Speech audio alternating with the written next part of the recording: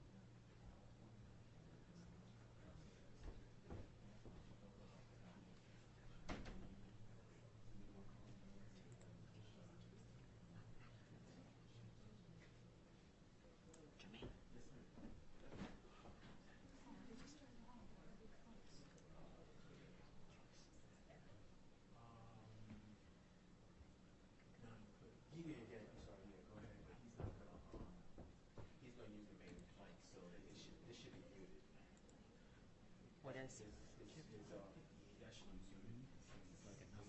Yes. Mm-hmm. Okay, yeah, he's here. Because he's supposed to talk to you.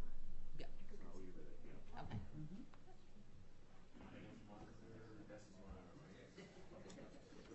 Yeah, he just uses that for the.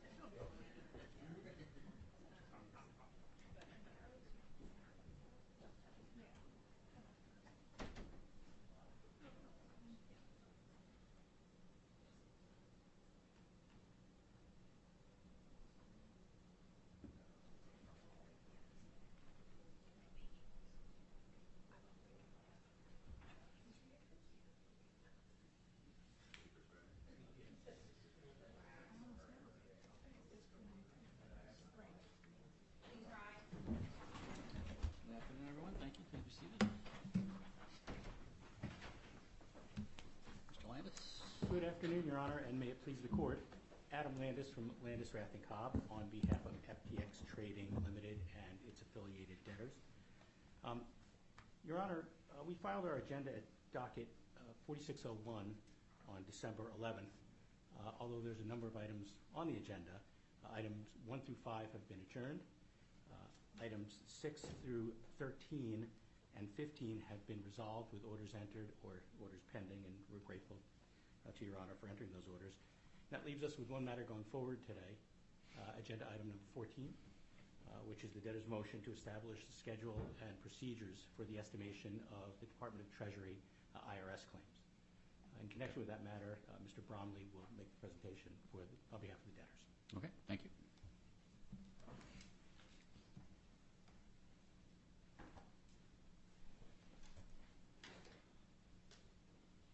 Good afternoon, Your Honor.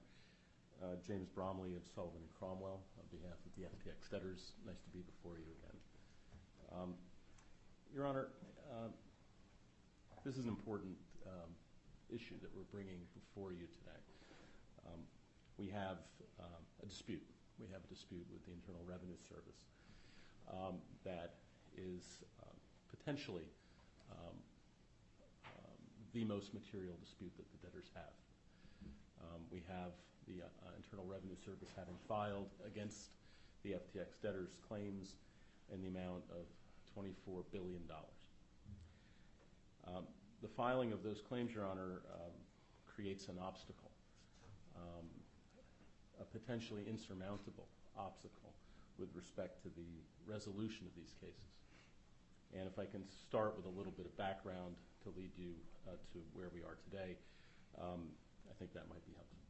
Okay. Your Honor may recall that these cases filed very abruptly on November 11th, 2022.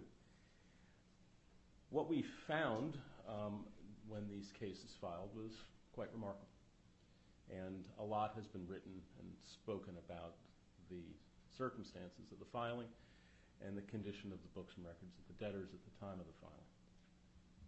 One of the things that hasn't been focused on as much, though, is that when these cases filed, we effectively had a financial services firm that had a community of customers all around the world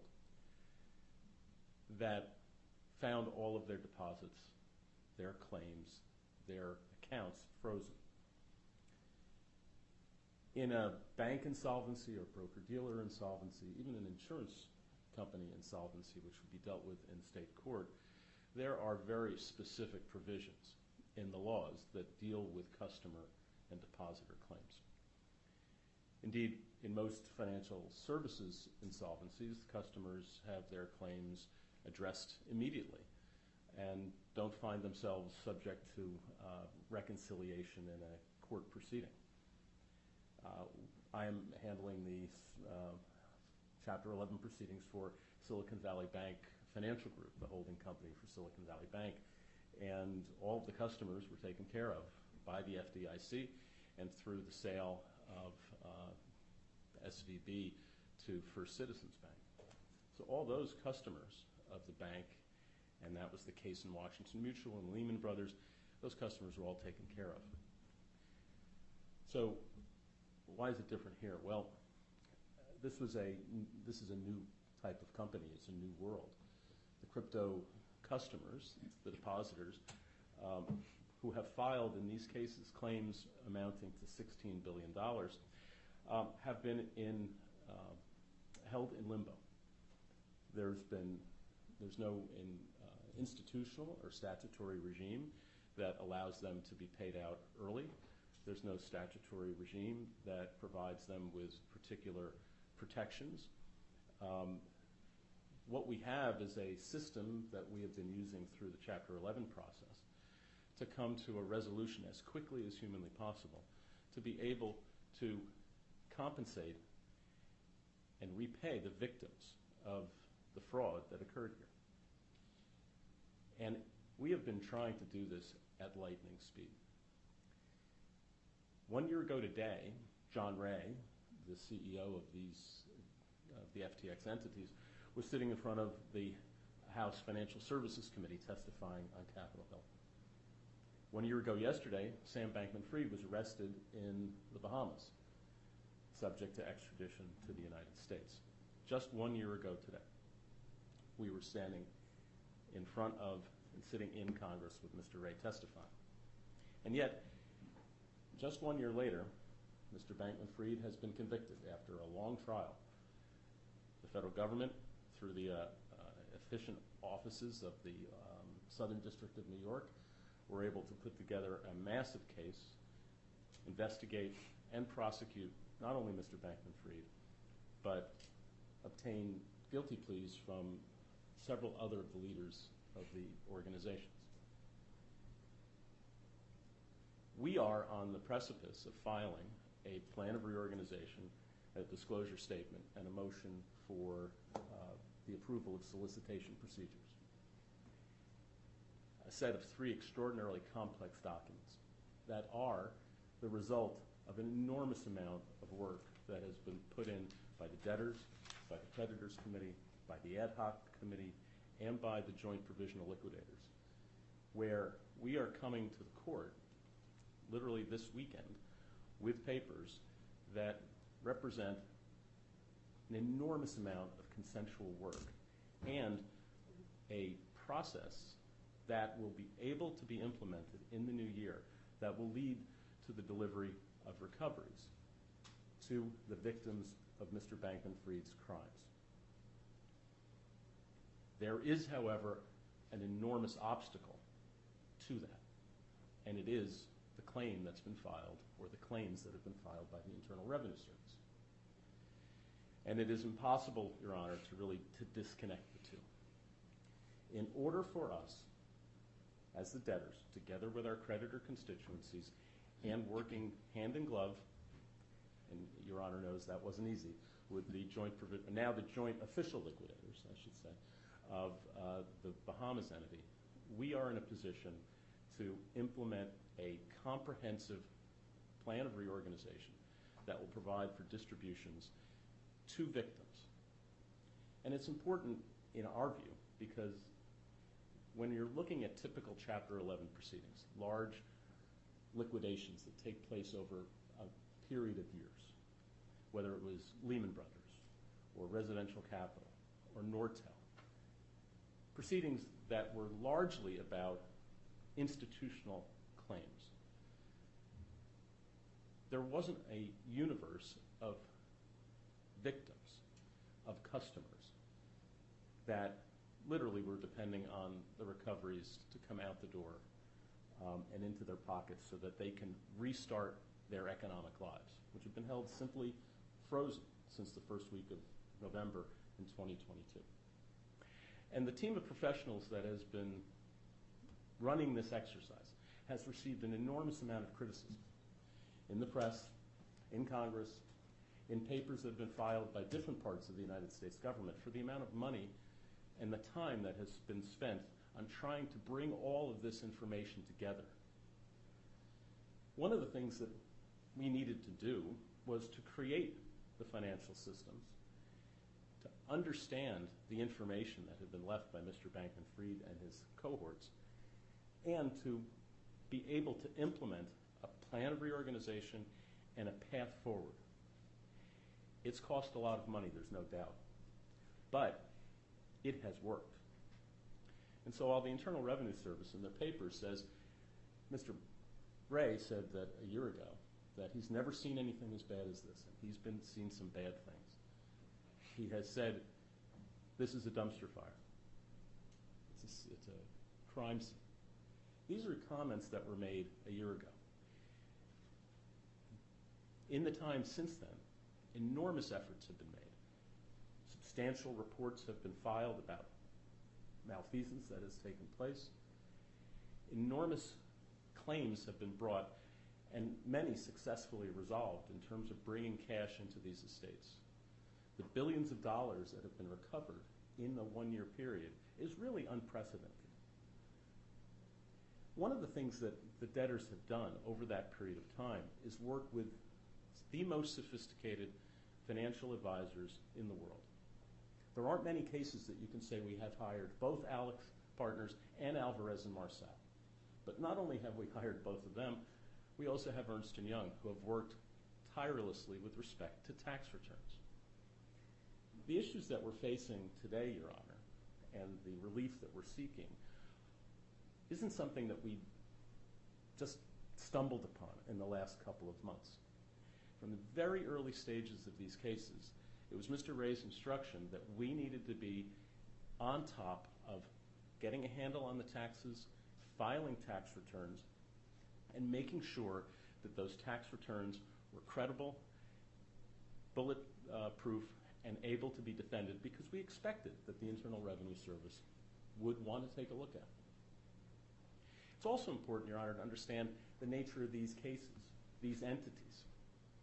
The vast majority of the business that was conducted by the FTX.com exchange, as Your Honor will recall from many hearings, but in particular the first day hearing when we had the structures put up on the wall, took place outside of the United States. The FTX.com exchange was an international exchange. You couldn't operate on the FTX.com exchange if you were an American citizen. One of the things that the company did do correctly, generally, was KYC. Because if you were an American citizen or sitting in the United States, you couldn't operate on the FTX.com exchange. There was the FTX U.S.com exchange. That was for American citizens. The vast majority of the activity that took place in these debtors only took place in the last 3 years. And that's important to keep in mind, because when you look at Mr. Mosley's declaration, and we will talk about that a little bit more, he makes it clear that FTX Trading Limited, the Antiguan entity that operated the international exchange, was really the only entity in the entire group that actually earned any revenue, taxable income. But it's an Antiguan entity not subject to tax in the United States. And even taking that into account, it had 1 year where it earned taxable revenue in Antigua over $300 million. The tax returns that we have filed for the U.S. taxpayers make it clear that there was never any taxable income in the United States. Instead, there were $11 billion of losses. $11 billion of losses because, as we know, as Mr. Bankman-Fried and his cohorts stole money from clients and used it to make investments, they were also using it to trade, and they were doing a terrible job at it. And they were losing lots of money on the trades. And the losses on those trades generated the $11 billion of losses that are represented in the tax returns that have been filed and prepared by Ernst & Young. What we're talking about, Your Honor, is the need at this point in time to recognize that if we are going to need to sit down and litigate to a point of certainty, counting the sands in the Sahara Desert and boiling the ocean like the IRS would suggest, the only result that we're going to end up with is being able to say that instead of an $11 billion loss, there's a $10.5 billion loss. Or maybe it's a $13 billion loss. There's simply no credible set of facts or circumstances that the IRS has put forth that could, in a million years, I use that excessive phrase carefully here, that could ever generate taxable income that would justify a $24 billion claim.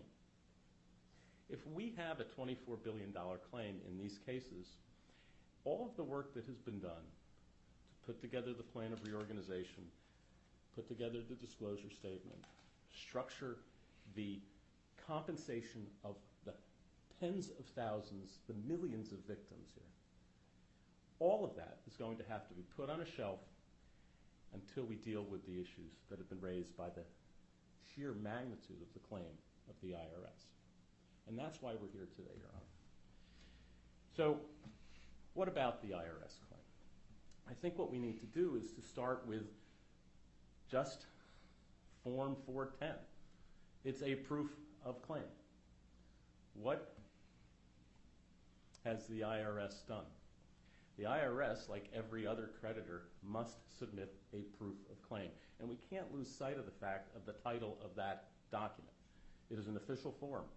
At the top, it says proof of claim. It doesn't take a lawyer to understand that when you submit the claim, you must supply proof. The Internal Revenue Service has not done that. There is not a single bit of proof attached to any of the claims that they have filed.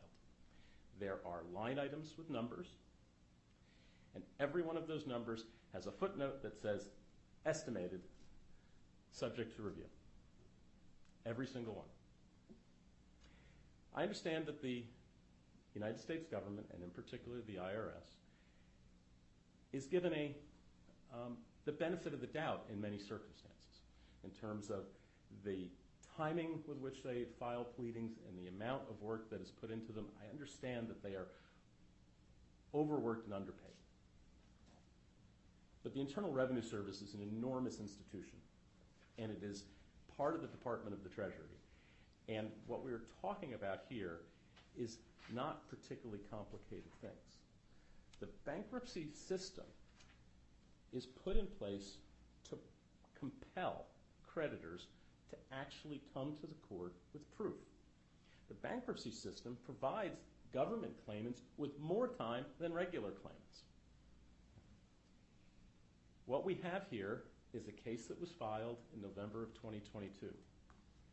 The Internal Revenue Service has been in contact with the debtors, their professionals, and Ernst & Young throughout the course of 2023.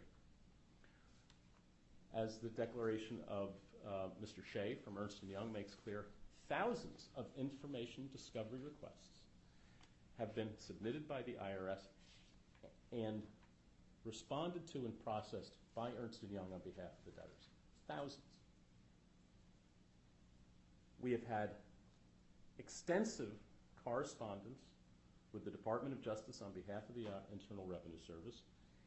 We have continually asked for a credible, not just credible, any explanation of why the claims, the numbers that are submitted with the claims, are, how there's any support for this. And we've been, I'm sorry. I just want, if you are on Zoom, leave your camera off, please.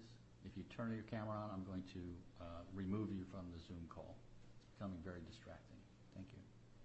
I'm sorry, Mr. Mosley, go ahead. And so, Your Honor, this has been an ongoing exercise, right? So we are not here looking, as the Internal Revenue Service intimates in their objection, for some extraordinary relief that is outrageous in light of all of the unanswered discovery requests that have been outstanding from the Internal Revenue Service. We have been engaged in a constant dialogue. Now, notwithstanding that dialogue, we have not gotten any answers. The way the system is supposed to work is that creditors are supposed to file a claim. When I'm representing a creditor, and indeed I just worked last week on a proof of claim submitted by my own firm in a bankruptcy in the District of New Jersey where we have a claim because we had represented the company and hadn't been paid. I am focusing on making sure that I am complying with the basic instructions that are encompassed by the title of the document, which is proof of claim. I am providing the information, the retention agreement, the document, the time records, the invoices that we submitted that support our proof of claim. Now, why is it different with respect to the Internal Revenue Service? And Your Honor, I submit that it's not. We're all taxpayers here in the United States, right? We file tax returns. And until the tax return is objected to by the taxing authority, that's the evidence of, prima facie evidence of the amount of tax that's owed. It is incumbent on the taxing authority to tell the taxpayer what's wrong with the tax return, if anything. This is a circumstance, Your Honor, where we have submitted all of the tax returns for 20, 21, 22. The Internal Revenue Service, that's what they do. They review tax returns and they decide whether or not there's anything to challenge. I understand that in large corporate situations, the strategy and the policy might be, well, we're going to take our time. We're going to conduct an audit. We're going to look at this information. We're going to ask for things. Well, in many respects, that process has taken place. We've had thousands of information requests that have been responded to. There are a few that are outstanding, and they will be satisfied by January 15th. And just so Your Honor can get a sense of what's outstanding, the outstanding requests relate to issues like travel and food reimbursement expenses. So, Your Honor, the type of information that is being sought and remains outstanding is things like, did they really have tabbouleh and hummus for dinner, and charge for a steak dinner? It's that type of backup that is the subject of the requests that are outstanding, and we will have that information for them no later than January 15th. Now, the IRS has submitted in connection with this, after we filed our motion, a list of discovery requests. And those discovery requests give the impression that there's another enormous world of information. Well, let's look at that, because it relates to two different worlds. The first world is, we've filed tax returns. The way the proof of claim process works is, if you think our tax returns are wrong, tell us why you think they're wrong, and file some proof. The proofs of claim that have been filed in these cases have no words, they have numbers, no words other than estimates. And we're looking at it. It doesn't say what we're looking at or why we're looking at it, why we think it could be this or why we think it could be that. Your Honor, one of the proofs of claim that was filed by the IRS is with respect to Alameda Research LLC. And it's really interesting to look at, because if you look at the tax that is alleged with respect to the year 2022, it simply takes the number from 2021 and it multiplies it by 1.5 to the penny. And when you look at the numbers for 2023, the claim that's alleged, they simply take the number from 22 and they multiply that by 1.5 to the penny. This doesn't show the type of work or thoughtfulness that allows the debtors to have any basis to object. We don't know what the claim is other than the dollar amount. And so, Your Honor, when we're sitting here today, we're looking at that from the perspective of all of the momentum that is moving forward to bring these cases to conclusion, to be able to distribute dollars and cents to victims, individuals, many of whom are on our line now and have been online for so many hearings throughout the course of this case. The only way that we're going to be able to implement the plan of reorganization and to start putting money into the hands of these individuals is if we deal with the IRS claim. How big is the IRS claim in respect of our claims pool? It's over 50% of the claims pool. When you take our customer claims and our non-customer claims and you add them together and divide it by 2, it's the Internal Revenue Service with zero support, without a word that tells us why any number that they've alleged has a basis in fact. All of our proofs that we have submitted to the Internal Revenue Service says that we have $11 billion of losses. So what the Internal Revenue Service has to do is zero out every one of those $11 billion of losses, and on top of that, prove up $24 billion of cash obligations. Now, in their objection, the Internal Revenue Service largely says, look, we need more information, and it could be 0, it could be $24 billion, it could be some other number. We don't have the ability within the system to accommodate that kind of approach. It's not justified by the law, and the facts here compel a substantially different answer. And so what we're looking at, Your Honor, is we're looking for an estimation schedule. We believe that these claims are rife, perfect for estimation. They are unliquidated. Quite incredibly, the Internal Revenue Service in the first sentence of their objection says that these claims are liquidated because we have the information somewhere in the debtor's records that would allow them to calculate the number with specificity. They completely ignore the fact that we have filed tax returns which say we have $11 billion of losses. We've already given them the information. The way this tennis game is played, we hit the ball over the net to them by filing a tax return. They hit the ball over the net back to us by saying we've looked at your tax return and we disagree with it for these reasons. Then we look at that and we hit the ball back over and say these reasons don't count for these reasons, and so on. We have filed the tax returns. It is now their time to tell us what is wrong with them. And the idea that they don't have sufficient information and they haven't had sufficient time is simply not credible. Now, Your Honor, what are we looking for? Well, we're looking for something that is a timeline that's set forth in our motion. We believe that by mid-January, they should be able to tell us with specificity. We should be able to have a process that leads us to an estimation hearing in mid to late February. We believe that that is appropriate under the circumstances, and we completely dispute any allegation that the IRS has made that there's information that they need in order to take the first step. It's simply not the case. The way this works is we file tax returns, they object to those tax returns by telling us what's wrong, and then we respond to those objections.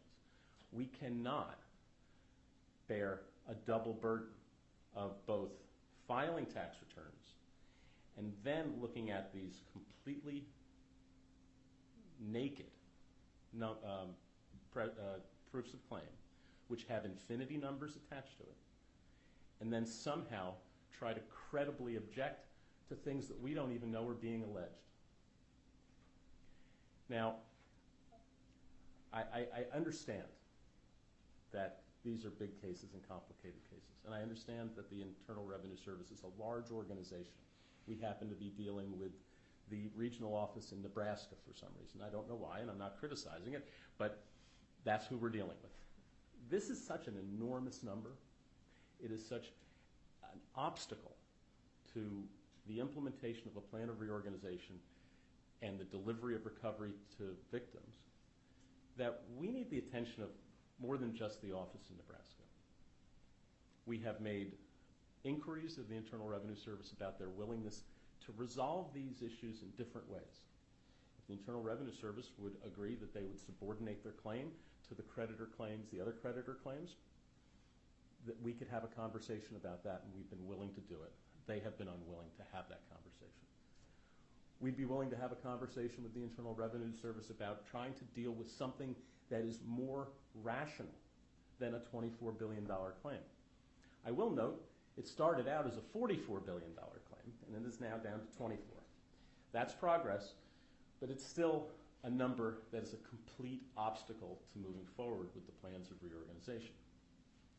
So what we need the Internal Revenue Service to do is to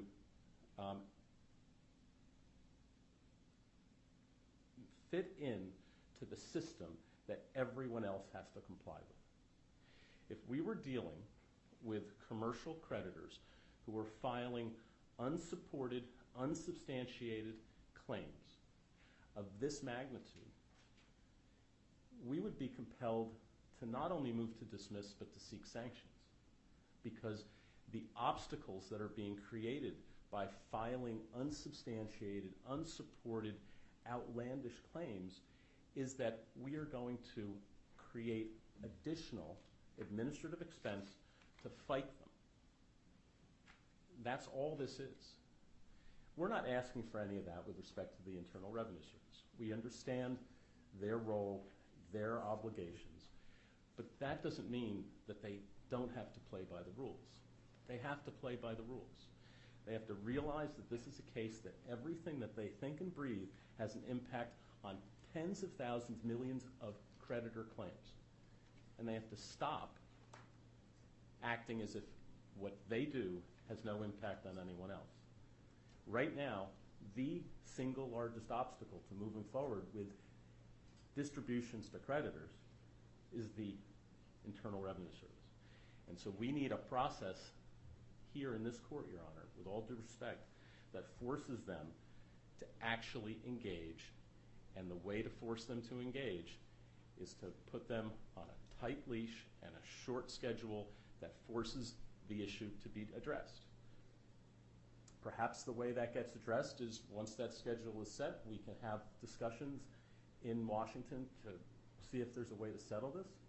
But without that sort of schedule and without that sort of compulsion, we're simply going to be stuck in Nebraska.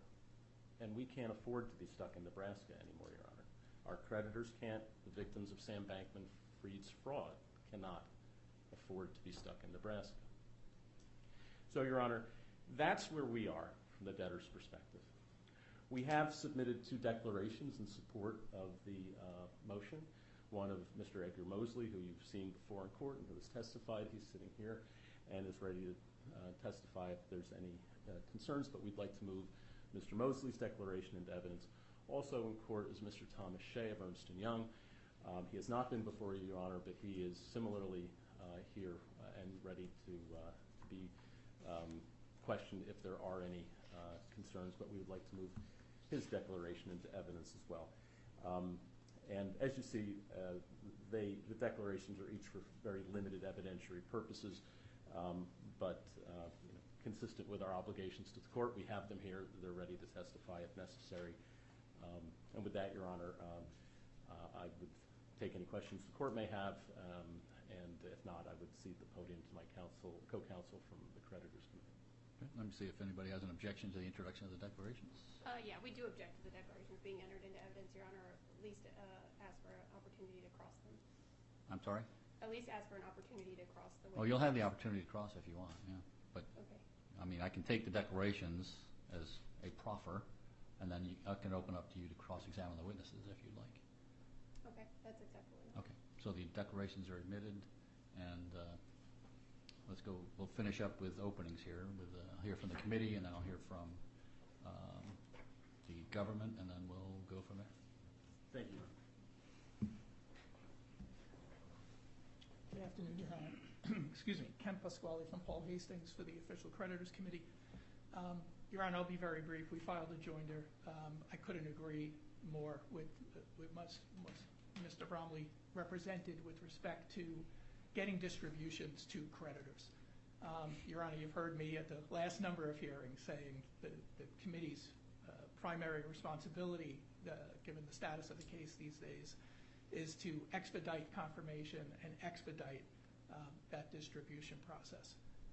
The IRS claim is, as Mr. Bromley explained, an impediment to the timeline that's been set, that again, the committee is looking to move even faster than has been set forth.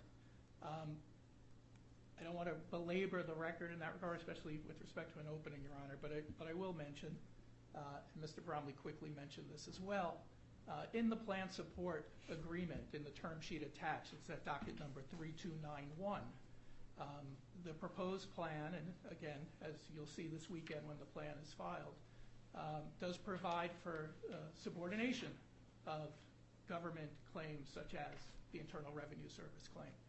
There is not a mention in the IRS's opposition to this motion about that issue, which is, needless to say, significant in the context of the plan that will be prosecuted.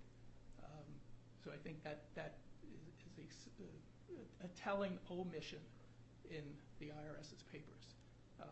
But from here, I'll just ask the court if there's any questions and Nope. reserve. No questions at this time. Thank you. Thank you, Your Honor.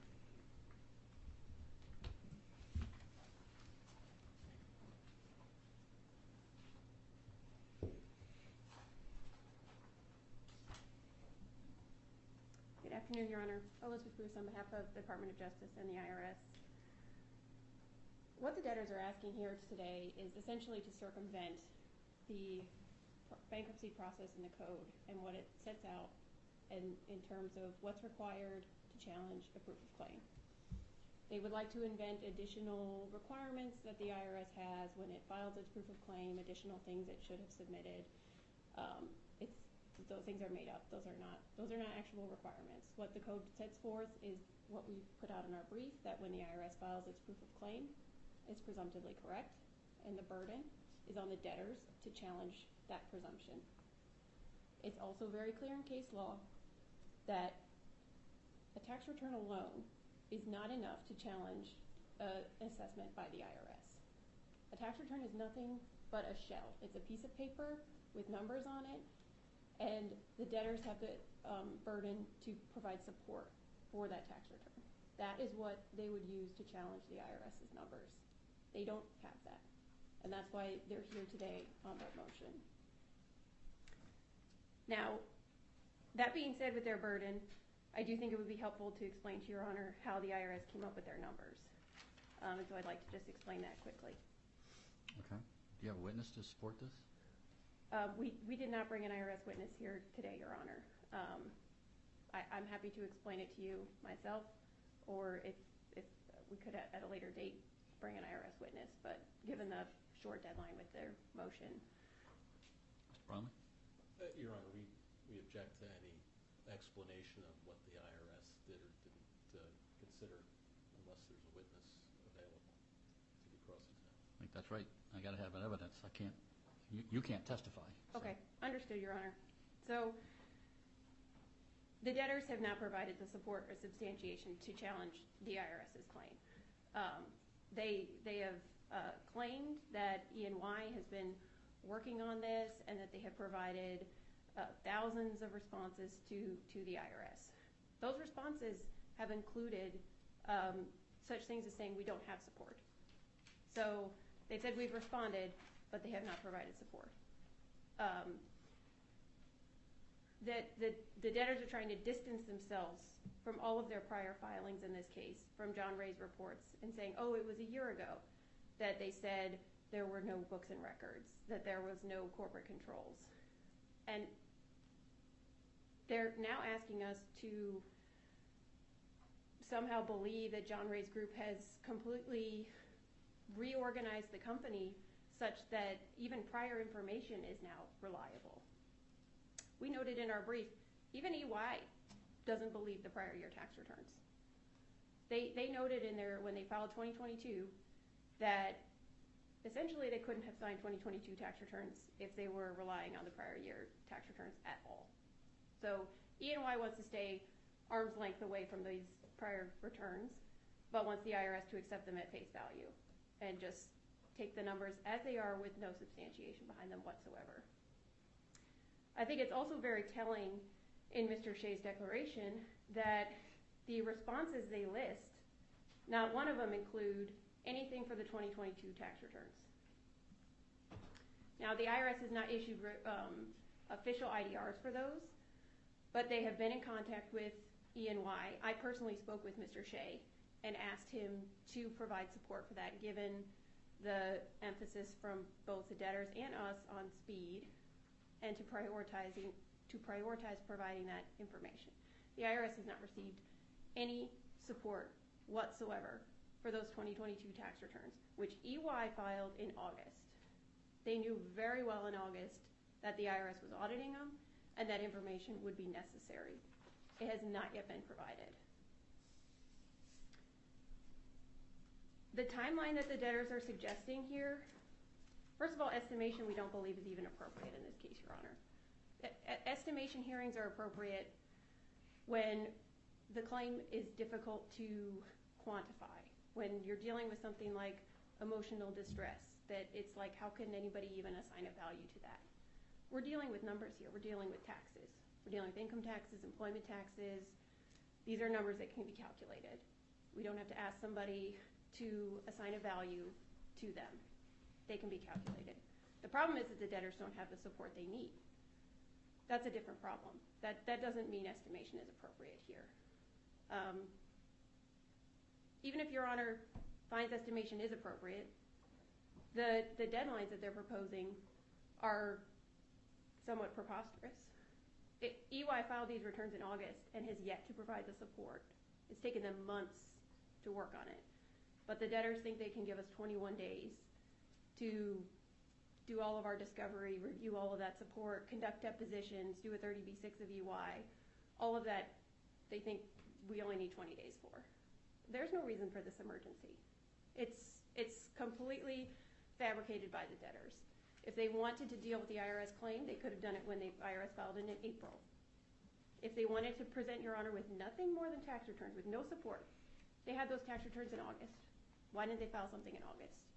The claims bar deadline was at the end of September. If they wanted to wait till then, they could have filed something in September.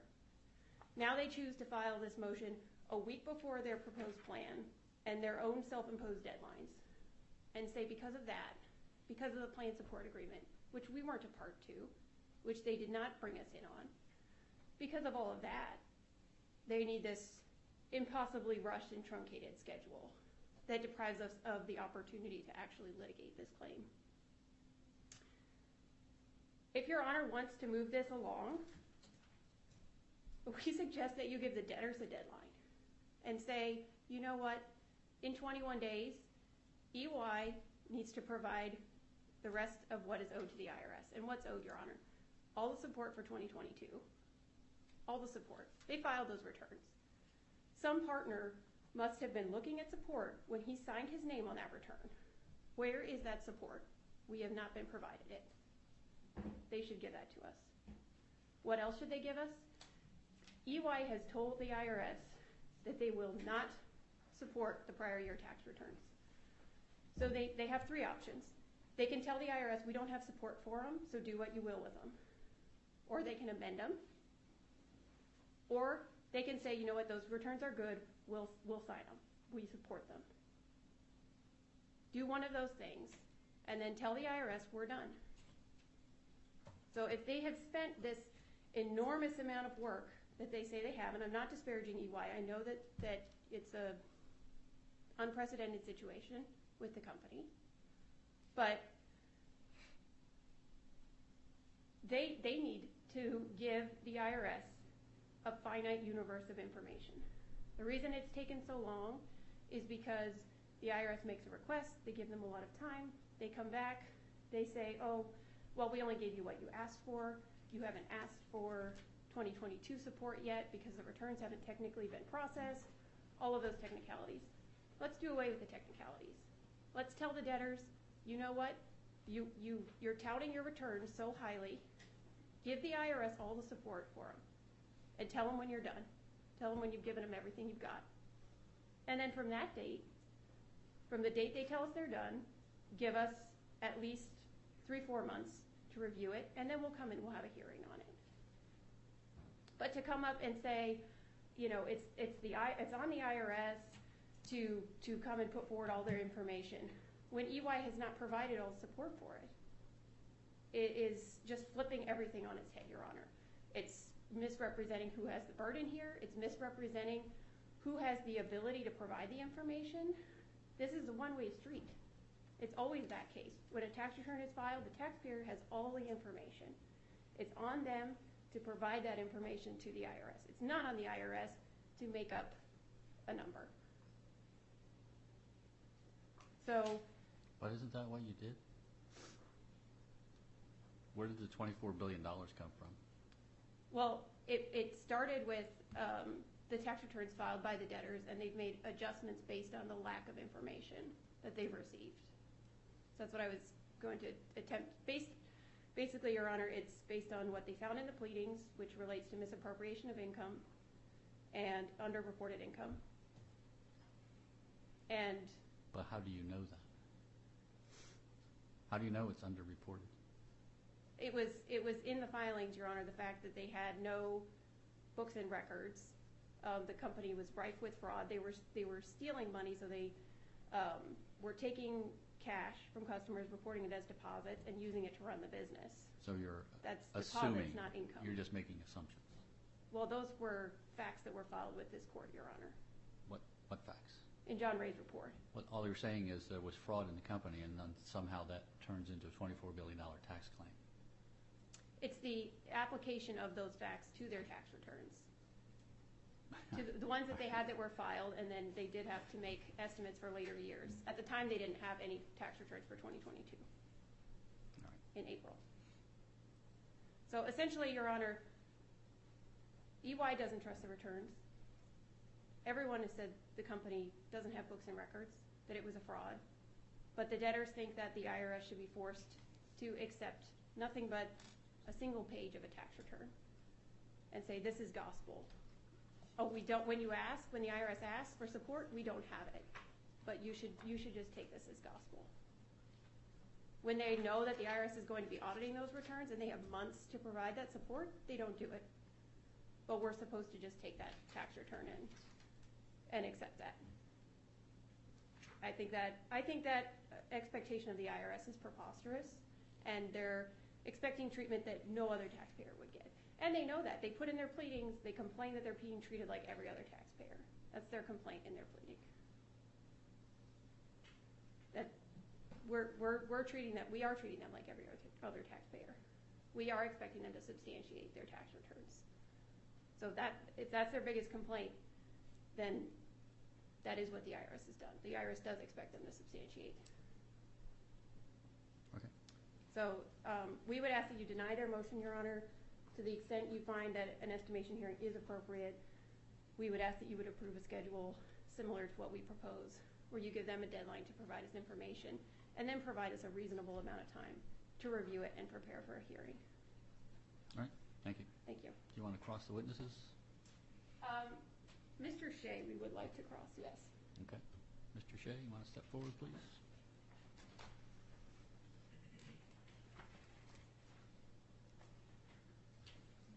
You please come forward, take the stand, and remain standing for the oath.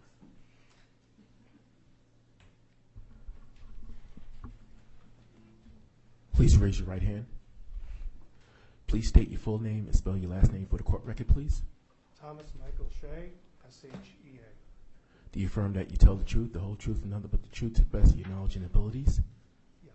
You may be seated, Your Honor. Okay. Go ahead. Good afternoon, Mr. Shea. Good afternoon. What is your current place of employment? Ernst & Young, LB. And what's your role there? I am a principal in our tax practice. Mr. Shea, do you recall having a phone conversation with me and David Harrington from Sullivan & Cromwell in Objection, Your Honor. October? Mr. Shea's declaration is the direct testimony. Anything that's outside of the four corners of the declaration are outside of the scope of the cross. I don't know if we're picking you up on that sorry. one. Sorry, Your Honor. James Bromley of Sullivan & Cromwell. The appropriate subject for cross-examination is the declaration, which forms his direct testimony. So we'd ask that the IRS focus on the declaration. The idea that she's going to ask questions about a conversation that she had with Mr. Shea is certainly not within the four corners of the declaration. Your Honor, it does go to how E&Y has been responding to the IRS, what they've been aware of, and what responses they have provided. But Objection for lack of foundation, Your Honor. You're going to ask him questions about a conversation he had with you? Yes, Your Honor, I would like to know whether, it goes to whether he was aware of information that the IRS needed. Then doesn't that make you a witness? Because if you're going to ask me that question, I'm going to let him cross-examine you, which means you can't argue this case. Okay, then I can withdraw the question, Your Thank Honor.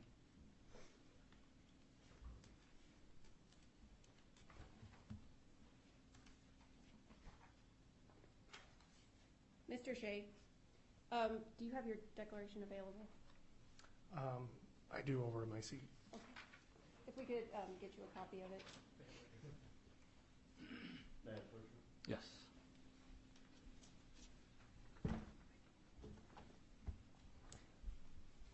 If you could look at paragraph 6 of your declaration, Mr. Shea.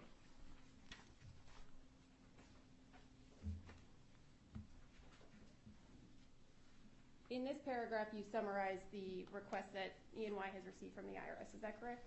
Yes.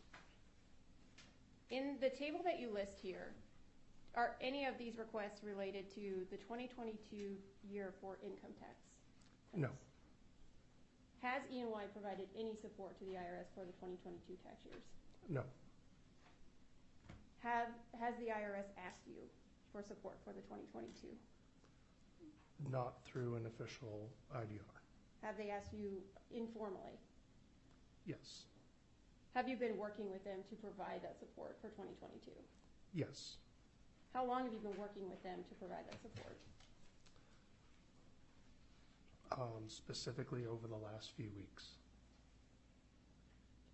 When do you anticipate being able to provide them that support? Friday, December 15th. And what support is it that you will be providing on that date? It will be document requests that are similar to what we have provided for the previous taxable periods. Will it include support for the losses claimed on the tax returns? Yes. Will it include support for the expenses claimed on the tax returns? Yes. To the extent there are expenses we can support. Yes. Are there expenses on the tax return that you are unable to support? I don't recall all the details of that. So you're not sure if there are expenses that will be unsubstantiated? I believe if there were expenses that were unsubstantiated, we have already considered that in the filed returns. But it is true that as of today, the IRS has not received any support for the 2022 tax returns. That is correct. In regards to the 2021 and 2020 tax returns, has E&Y signed off on those returns in any way? We have not been asked to sign off on the returns. We have assisted with the compilation of information to provide to the IRS. Does E&Y believe that those returns are accurate? We believe that there are potentially adjustments in those returns. So you believe that the returns do need to be amended? Amended or adjusted through the audit process, yes. Is there support that the IRS requested for those returns that E&Y has been unable to provide? Some requests we have been unable to provide support for. What type of requests? I don't recall offhand. I have an example of one that I can provide you. I have a copy for me as well. May I approach? Yes. You have a copy for me?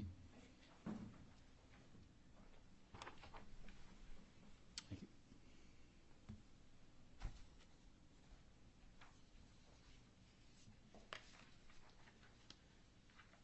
Mr. Shea, if you could take a moment and look at this document and let me know if you recognize it.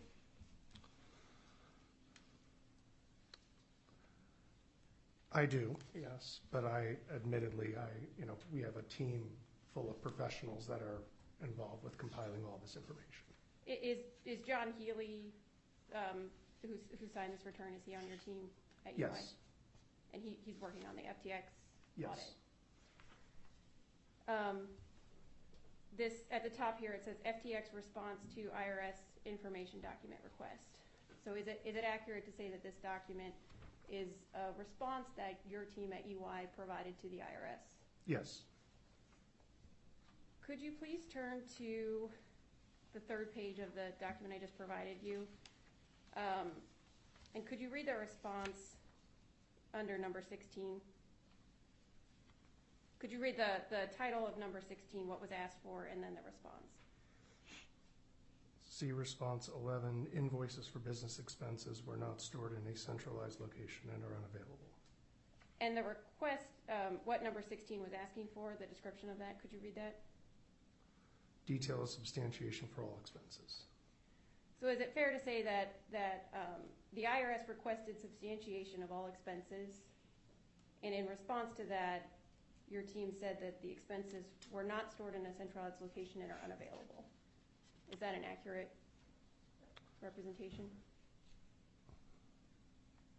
Yes. And this is with respect to specifically the entity Alameda Research LLC. And that's if you look in the upper left-hand corner of this document, correct? Yes. You see Alameda Research. Yes. And the date on this response, what was the date?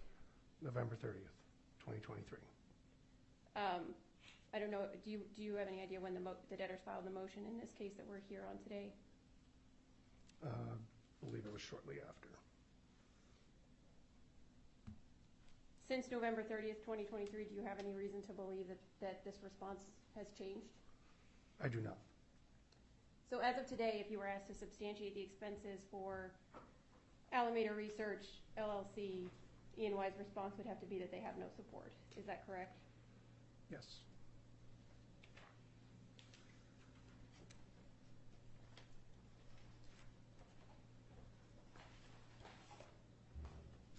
I also have excerpts of the 2022 tax return that E&Y prepared, if I can approach it, all right.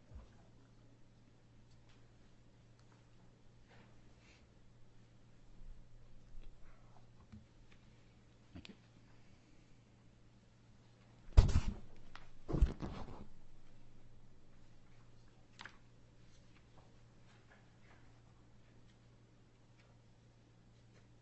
Mr. Shea, do you recognize this document? Yes. What is it? It is the 2022 tax return for Alameda Research LLC. And this tax return was prepared by your firm, E&Y, correct? Correct. If you could flip to, I believe it's about 8 pages in, and on the lower right-hand corner of the document says Statement 16. Yes. Could you just take a moment to read this so I can ask you a question about it?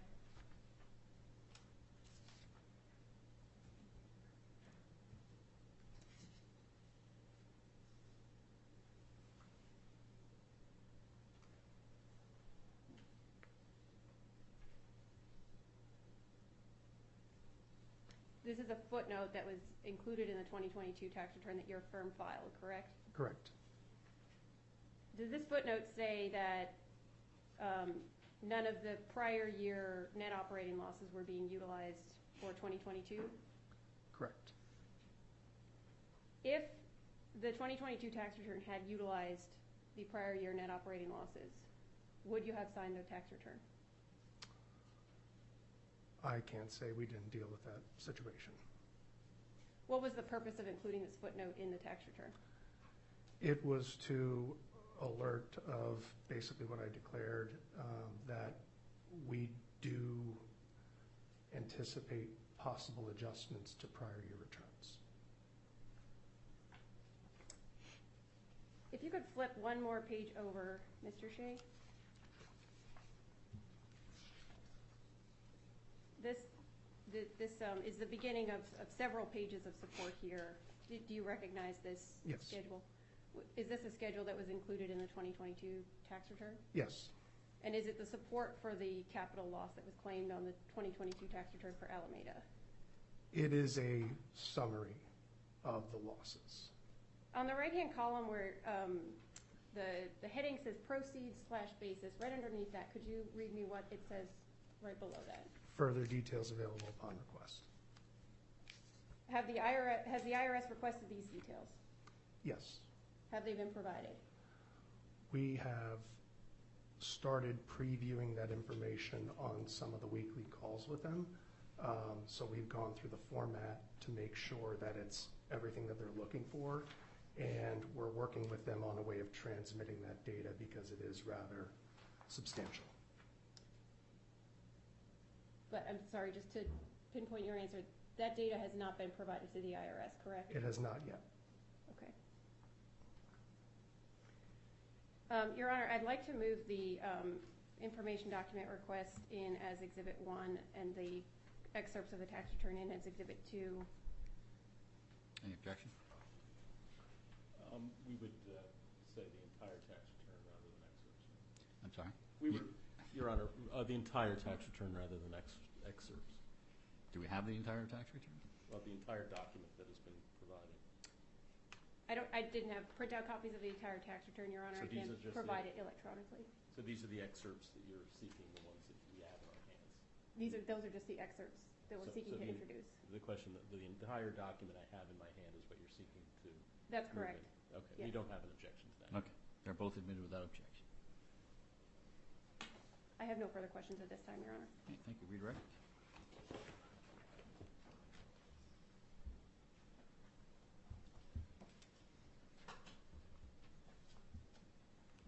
Your Honor, I just have a few questions. Mr. Shea, so the question the counsel for the IRS asked you about further details available upon request, that's the information you're going to provide on Friday? That's correct. That's 2 days from now, right? Yes.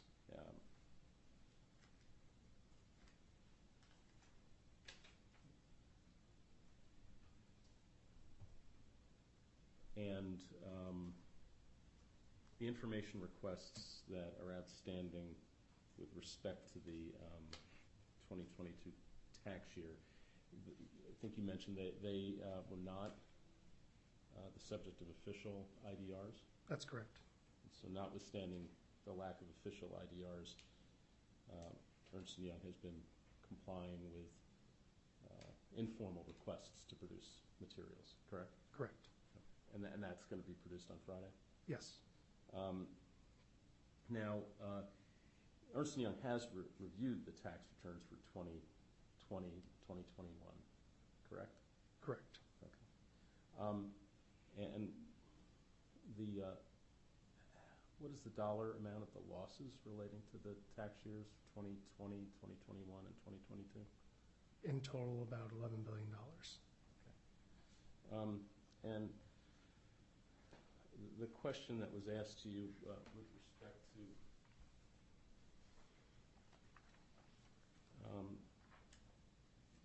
the Alameda research set of questions, you recall that? Yes. Mr. Healy's document. Item 16, detail of the substantiation for all expenses. You see that? Yes. Yeah. How many, with respect to the business expenses for these debtors that relate for this debtor, Alameda Research, has Ernst & Young calculated them in the billions of dollars? No. Can you give a ballpark of what the business expenses are? That's tough to estimate. I mean, if we go off what's in 2021, I mean, there's about 34 million. About 34 million? Yes. Not billion? Right. And yes. Sorry, in 2022, the return I'm looking at.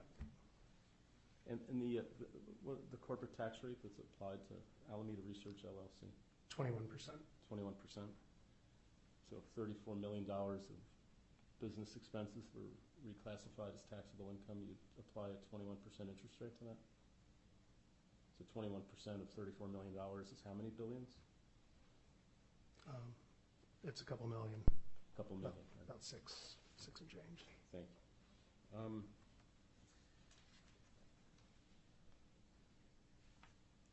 Now,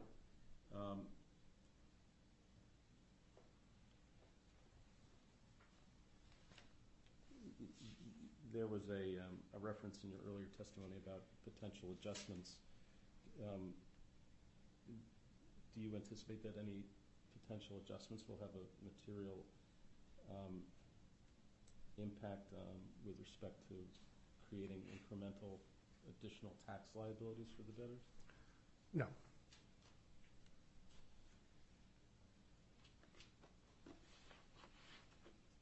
Thank you, Your Honor. I don't have any further questions. Thank you. Mr. Shea. Thank you, Mr. Shea. You may step down. Thank you. Any other evidence? No further evidence from the debtors. Not from us, Your Honor. Okay.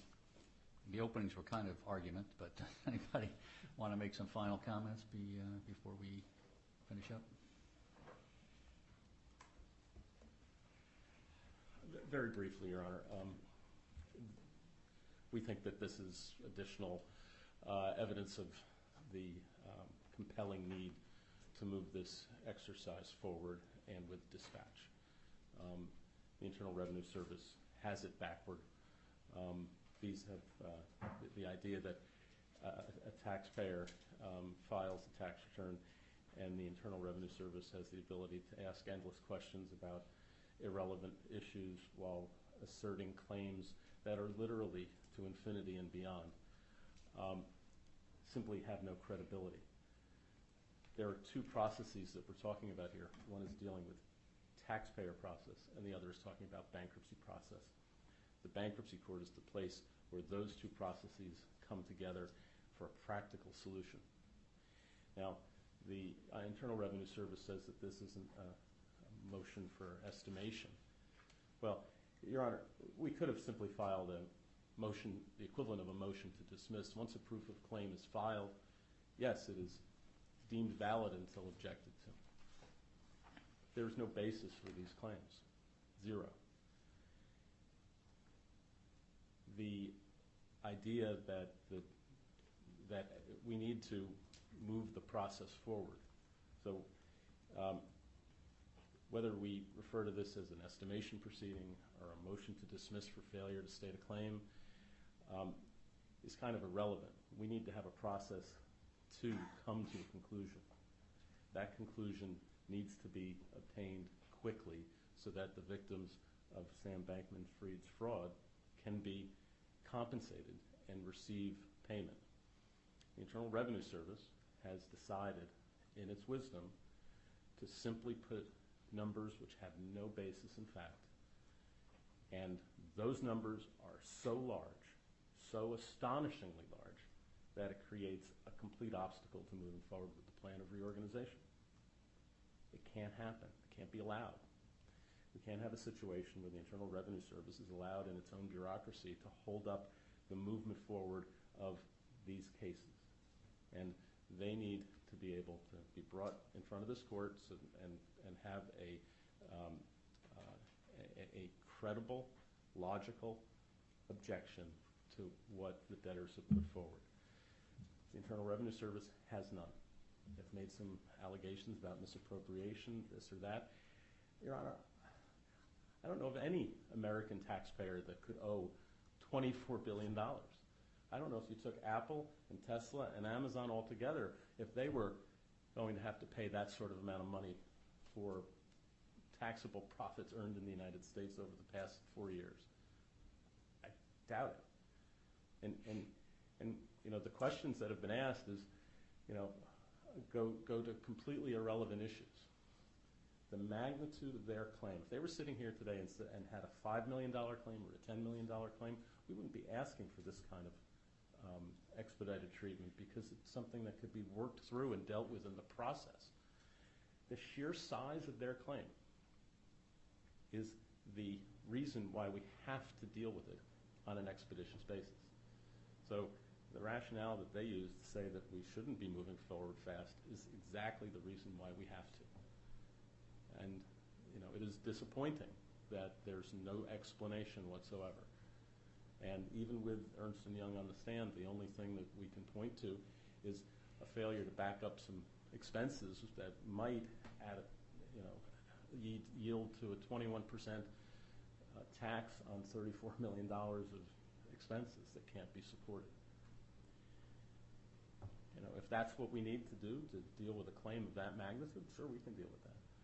But to sit here and try to imagine how one would say $24 billion is the wrong number, is simply it's simply not anything that we, the debtors, and the creditor constituency should have to bear.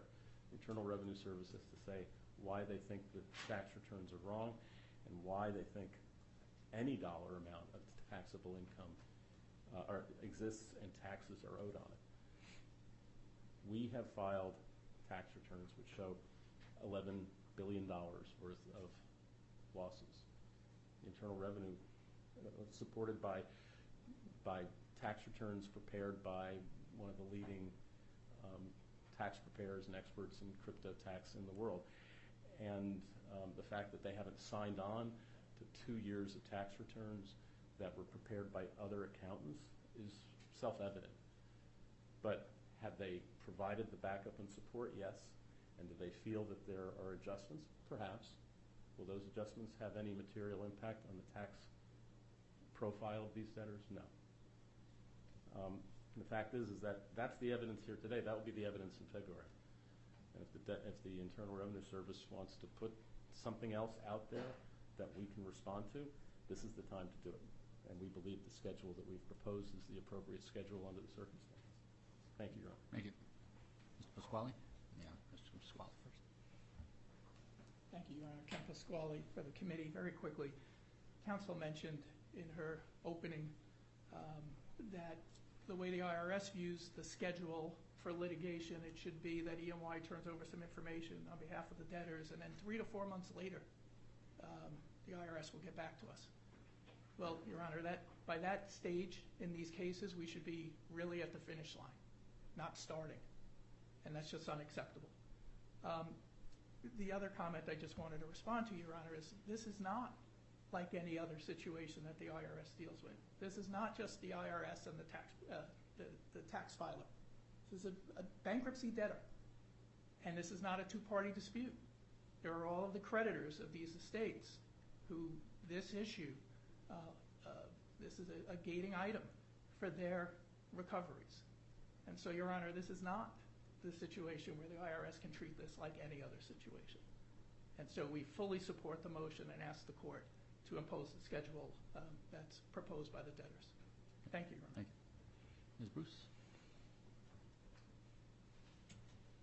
Yes, thank you, Your Honor.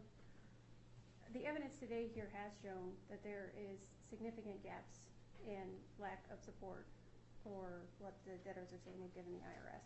Now, they say it's irrelevant, but I don't think all the support for the 2022 tax returns is irrelevant. I don't think the support for all the expenses claimed on the 2021 and 2020 tax returns is irrelevant. Any other taxpayer would have to substantiate those returns. It's very relevant. And the fact that the debtors can't provide it, it's just further evidence that they're here trying to turn the tables and get away from the fact that the burden is on them to support their tax returns. The bankruptcy code follows the tax law, and the debtors are trying to get away from that. The estimation hearing they're asking for is the incorrect venue for that. All that the estimation hearing would do is need to follow the tax code. Now, they've brought up other issues about there being victims here, which we are aware of, about subordination being possible. Estimation is not the right venue for that. If they want to address those issues, they could have asked for mediation or some other avenue, or productively engaged with us in negotiations, rather than just saying you guys are either at the bottom of our plan or we're not going to talk further. So that is not, the fact that there are victims here is not a reason to hold an estimation hearing, Your Honor. And I think it's very clear that they have not been able to support and meet their burden, and we would ask that you deny their motion on that basis, and in the event you grant it, provide a reasonable schedule which at least gives the IRS a finite universe of data. In other words, gives the debtor a deadline to finish what they need to do, provide the support. They say adjustments need made, make the adjustments, amend the returns, and then set deadlines from that point. And the IRS is not holding up distributions. The debtors make it sound like checks would be going out the door tomorrow if it weren't for us. That's not the case. This is not an emergency situation. There's an entire claims resolution process that needs to be got through. Checks are not going to go out tomorrow if you make our claim zero, Your Honor. So we respectfully ask that you deny their motion. Okay, thank you. All right, I'm going to take a short recess, and then I'll come back and give you my ruling on this. Let's recess until 2:30. We'll come back. Thank you.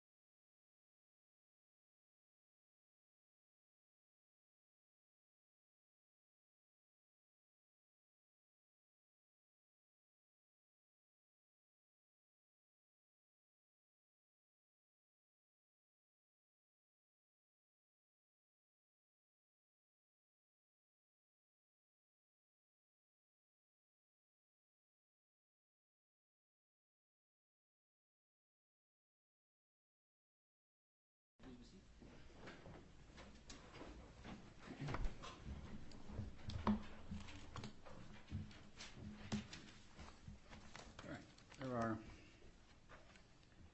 three questions, actually, before me today. First is whether or not the IRS's claim is subject to estimation under 502C. Two, if it is, what schedule should be imposed for that estimation? And three, who bears the initial burden of proof at any estimation hearing that might be held? On the first question of whether or not estimation is allowed of an IRS claim, I find that it is. 502C allows for the estimation of any claim that is unliquidated or contingent. The IRS's proof of claim is based on estimates only. It is not a solid number, and the testimony I heard today was there's no real basis to make that determination at this point in time. A number of courts have held that in situations where the IRS has filed just an estimate of taxes, it is subject to a determination through an estimation process. For example, Revco DS Inc. 131BR 615 621, bankruptcy, Northern District of Ohio, 1990, determined that debtors could challenge the IRS's estimate of pre-petition taxes through either 505 or through 502C. Also, in re matter of CAR, C-A-R-R, 134BR 370 at 373, Bankruptcy Court, Northern District of Nebraska, 1991, came to the same conclusion. And also in Ray Southern Commodity Corp, 62BR 4 at 6, Bankruptcy, Southern District of Florida, 1986, same conclusion. Therefore, I find that the IRS's claim, because it is based only on estimates, it is subject to an estimation process under Section 502C. The next question then is, what's the schedule going to be? The debtors have submitted their proposed schedule. The IRS has requested an additional 5 to 6 months, or 4 to 5 months. on top of that. As the debtors point out, bankruptcy requires that, bankruptcy is a process that moves quickly. And it requires that the debtor here has already been in bankruptcy for over a year. And it's a complicated case, obviously. There were complicated issues with trying to pull together the information that was not available when the case was first filed. And the debtors have been working diligently trying to gather that information. So in that vein, and with the need to get this, and mindful always of the fact that is the customers and the creditors here who need to get paid. And I understand the IRS is a creditor as well. But because of the size of the claim, $24 billion estimated, it has an impact on the ability of the debtors to move forward with this case. Therefore, I'm going to modify it only by adding 2 weeks to the proposed schedule. So all the dates should be without 2 weeks. That's both to give the IRS a little bit more time and to accommodate the court on its calendar as well. I don't know when the debtors are planning on setting a hearing on their confirmation. I don't know whether there will be objections to confirmation. There may be, but I have held hearings in late 2022, right around the time this case was getting filed. No, it was 2021 maybe. In the Mallinckrodt 1 case, I ended up with 6 weeks of trial time for confirmation and to hold in between, right in the middle of that, a 2-week trial on whether or not the debtors had a post-petition claim against them for antitrust violations. So it can be done. It's not unusual. It's not unheard of. As far as a date for the hearing, I'd ask the parties to confer with Chambers to get a date for the hearing within that, again, that 2-week extension of time. On the burden of proof issue, I'd like the benefit of a little bit more briefing on that issue because it is an important issue and one that I want to make sure I'm making the right decision. So I'm going to ask the parties to make simultaneous filings, briefs, short briefs, no more than 10 pages, addressing the question of, as between the IRS and the debtors, who has the initial burden of proof at the estimation hearing. And I'll let you meet and confer and come up with a date, given the holiday season, so that everybody can be accommodated as to when those will be submitted. And I want to make sure the parties understand to keep in mind, estimation is not a determination of the liquidated value of the claim. Can't be. And it's a summary process. It is not a full-blown evidentiary process where parties can request all kinds of discovery and take all kinds of depositions and bring in all kinds of expert witnesses. So I'd like to get some sense from the parties, given that I've now ruled that it can be estimated, as to what this process is going to look like. What are the parties into? I saw something in the papers, both sides, saying we might not even need expert witnesses, might be able to decide it on a question of law. If there is facts, they're easily determined. For example, I heard a testimony today about the deductions for business expenses, and that there's at least some evidence at this point that, as for 2022, it might only be $34 million. And if that's true, given the $24 billion claim filed by the IRS, it would seem that it would be easier to determine factually that even if there's information missing, it's not going to change the number, because you're never going to get to a point where the debtors are going to owe $24 billion in taxes. Might not get to a point where the debtors owe any taxes. Might be they owe a little bit of taxes. Might be they owe a few $1 million or tens of millions of dollars. I don't know at this point because they don't have the benefit of the evidence. But it would seem the parties could look at the evidence ahead of time and make that determination without having to spend the time and effort to come to a trial and spend a week or two going through tons of tax information to determine the value of the claim. It might not be necessary to do that. If the missing information doesn't rise to a level where the debtors actually owe taxes, that's the end of the story. So let's look at that as we're going through the discovery process here and keep that in mind. I mean, the idea here in bankruptcy, we're not in tax court, so in bankruptcy, we're trying to get to conclusions quickly and be as accurate as possible without wasting a lot of time and resources of the estate or the other party, the creditors. So let's keep that in mind and give me some thoughts. I'd like to have, when's the next omnibus hearing in this case? January 25th, I believe, Your Honor. Okay. Let's set up something before that. Contact Chamber, see if we can get a date the second week of January for a status conference to see where we are on that issue, what this hearing is going to look like. Hopefully by then I will have the benefit of the briefing. Maybe I don't. It depends. As the additional briefing, it's up to you guys.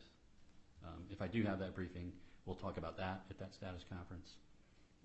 But otherwise, let's talk about what this estimation hearing is going to look like when we get there. Any questions, comments, concerns? Okay. All right. Anything else before we adjourn? That's it for the debtors, Your Honor. Okay. Nothing from us, Your Honor. Okay, thank you.